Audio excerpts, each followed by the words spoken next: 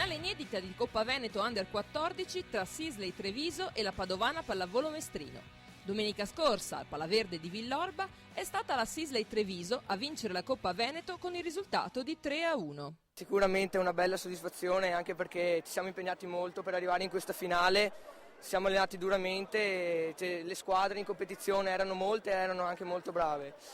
Alla fine siamo arrivati contro il Mestrino, una squadra buonissima, siamo stati molto bravi a giocarci e ovviamente a batterla. La soddisfazione è grande sia per noi sia per i nostri tecnici, che infatti volevo ringraziare perché fanno un lavoro buonissimo. Soddisfazione per i ragazzi della Sisley che hanno pagato un po' la pressione del giocare in casa. E giocarli in casa è un po' di tensione in più, per ovvie ragioni. I ragazzi volevano far bella figura e come sempre quando si vuole far troppo sono andati fuori giri. Ci abbiamo messo un set noi e poi ce n'è voluto uno per il Mestrino per riprenderci.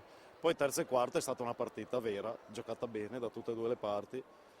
Ognuno di noi avrà qualcosa da dire, però insomma è stata una buona gara. È sicuramente un grosso risultato per il Mestrino aver raggiunto la finale regionale di Coppa, nonostante la sconfitta. Lo riconoscono i ragazzi, lo riconosce l'allenatore che si augura di ripetere l'esperienza. Ci siamo confrontati con squadre di tutta la regione e la cosa ha fatto un enorme piacere sia ai ragazzi, un po' meno i genitori per le trasferte, ma è un'ottima esperienza che consiglio di fare a qualsiasi società.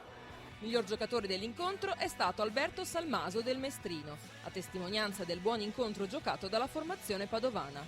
Si sapeva che era una partita difficile, noi abbiamo fatto quello che abbiamo potuto contro una grande squadra, il primo set abbiamo giocato bene, gli altri un po' peggio, però abbiamo fatto una buona pallavolo e la Sisley ha giocato la sua pallavolo e ha fatto vedere tutte le cose che si sa fare.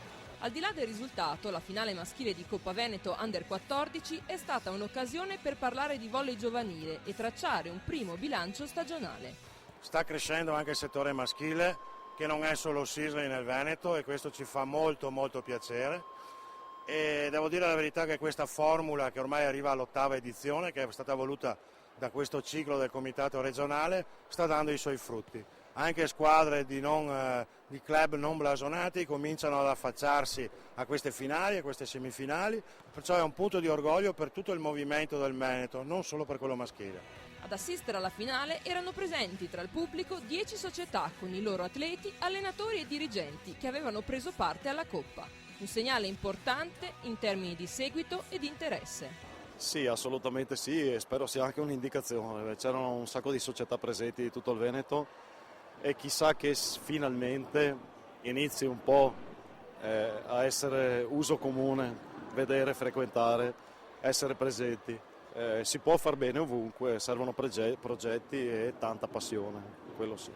E dal termine della Coppa Veneto tutti hanno assistito al match di Serie A1 tra Sisley Treviso e Ditas Diatec Trentino. Sì, il successo forse è più questo di per sé che quello tecnico, no? Perché qui hanno partecipato 8 o 10 società che hanno fatto le loro fasi, che hanno iniziato i primi giorni di novembre e poi pian pianino sono venuti qui, staranno oggi in Palaverde 6-7 ore e di conseguenza vuol dire che vogliono bene al nostro sport e questo è un successo, penso, di tutto il nostro movimento.